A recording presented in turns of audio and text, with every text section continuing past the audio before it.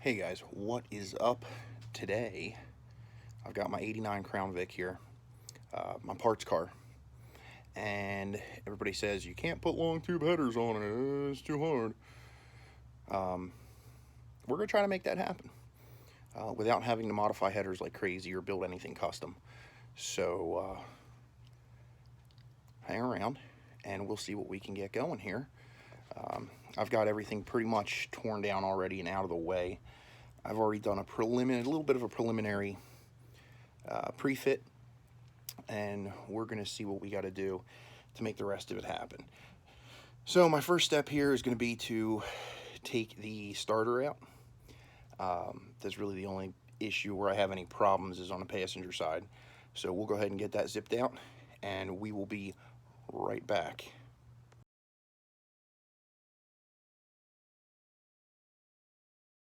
Pulled out.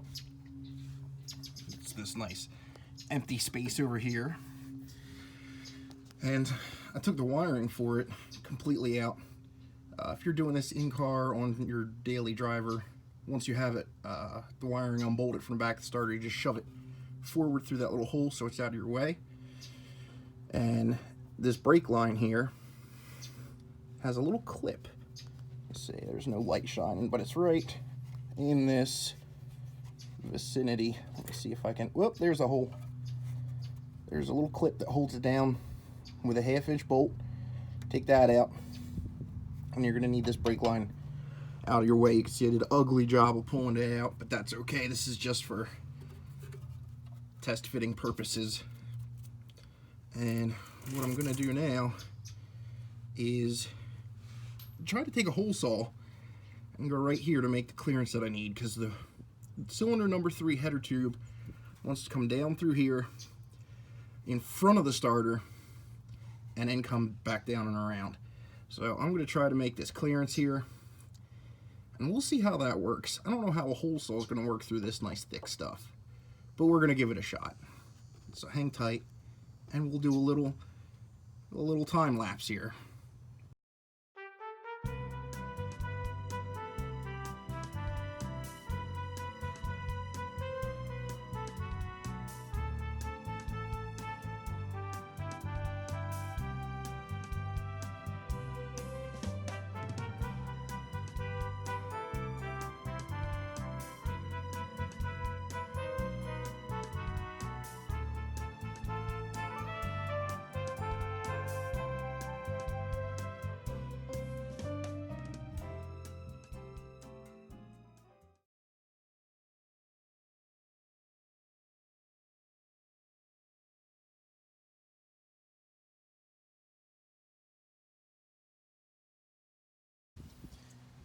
Okay, after a couple hours of cussing and tomfoolery, I have a header installed.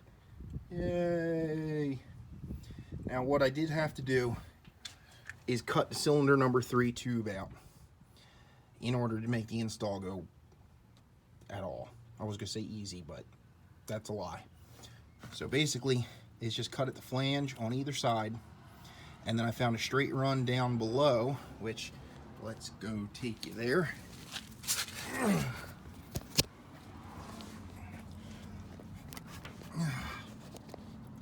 And, well, it's not a very good angle. There's the cut tube. You can barely see it with the poor lighting.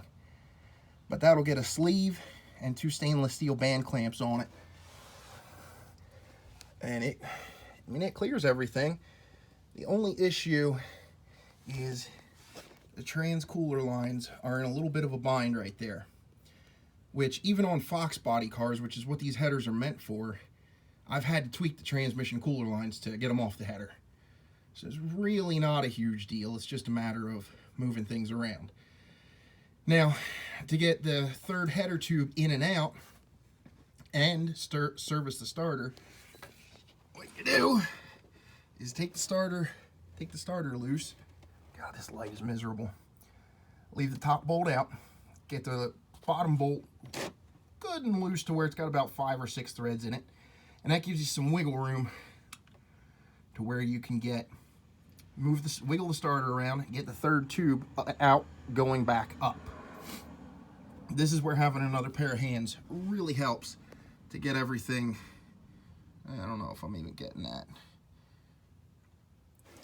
And then you can get the starter out. And then you can take the rest of the header out, and the rest of the header drops out of the bottom. Good and easy. So, next up will be the driver's side, which should be so much easier. All right, if you're still with me, good on you for that. And here we go.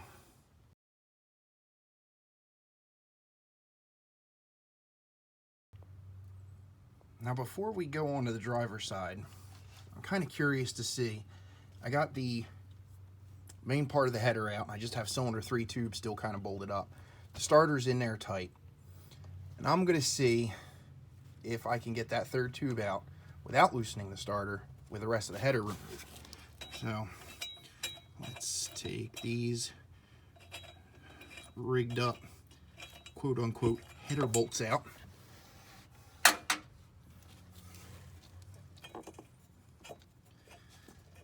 Because if you've got a good starter, this would be a fine way to do the install without having to disturb your starter. But if your starter's got some age on it, that would be a good time to go ahead and replace it. Okay, let's see.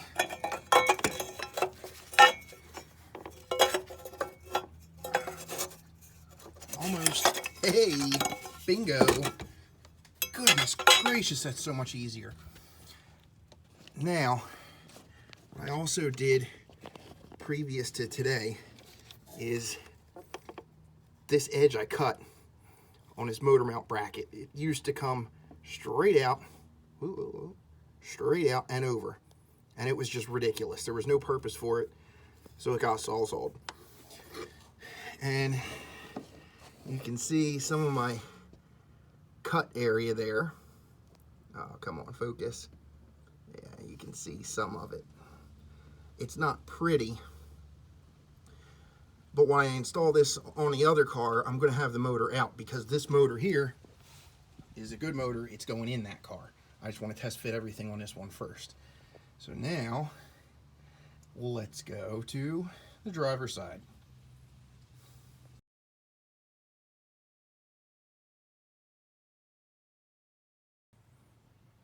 Well, that was easy. I kind of feel like I should have filmed that. This header basically just goes right in from the top, slips right in, clears the column shift linkage down there, which was a surprise the first time I tried it. Got 2 bolts holding it on good and snug. My header bolts for test fitting purposes only. And now let's go underneath and see what has to happen down there, if anything. Okay, so we got nothing but space and opportunity here, except that we can see it's hitting the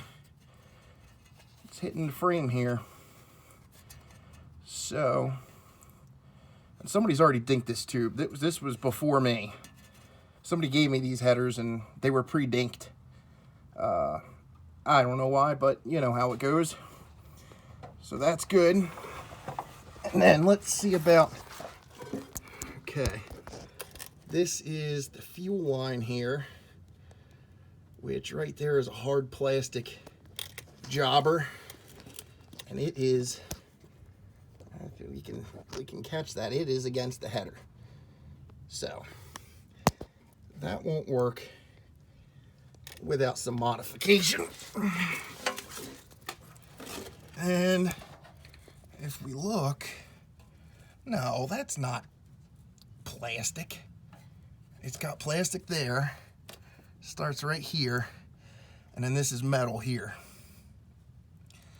So I think that just needs to be moved, relocate it with this bracket. Maybe if I just take that bracket and push it straight up, that would probably get it far enough away from the header. And You know what? That's what I'll do on the other car when it's going together. It's not even worth me trying to modify on this because I kind of already know what the deal is. Oh, and that giant smushed section right there on a header tube. Yeah, don't worry about that. That's not going to hurt anything. This is just a little 5-liter budget beater, nothing special. But this is really my only concern over here. And to be honest with you, I don't think I'm going to do anything on this car about it. But I think what I might do when I do the final install on the other car, while the motor's out and all, I may go ahead and notch this right about here and then plate it back in the corner this way. So that way that'll provide my clearance. The way the motor torques, this tube's going to want to go up and over this way a little bit. Not much, but you never want exhaust rattling against the chassis because it's just not good. So that's what we got. So people go, oh, they don't fit. Oh, you just can't do it. Yeah, well, guess what? You can if you've got a little bit of welding experience and some tools to do a little cutting and grinding. Oh, and I nicked my transmission cooler line when I was doing the other side. I didn't show you that. I was going to try to save those cooler lines for another project. Looks like I'll be probably repairing them before using them, but that's okay. So, let me get back out from under here. See that? I'm going to take one more look at all the clearance back here. That's good. I mean, we got tons of clearance to the transmission. It's not tight like the other side is. In a Fox body car, they have to be tight. They just don't have that room over there. Panther chassis, you got a little bit more room to work with. And when I let my other header down, I let it right down in my coolant catch bucket. Awesome. Great. Grand. Okay. Until next time, fellers. Next time we'll be doing this on the real thing and actually doing things kind of proper. So hang tight. We'll have a part 2 coming out as soon as it happens.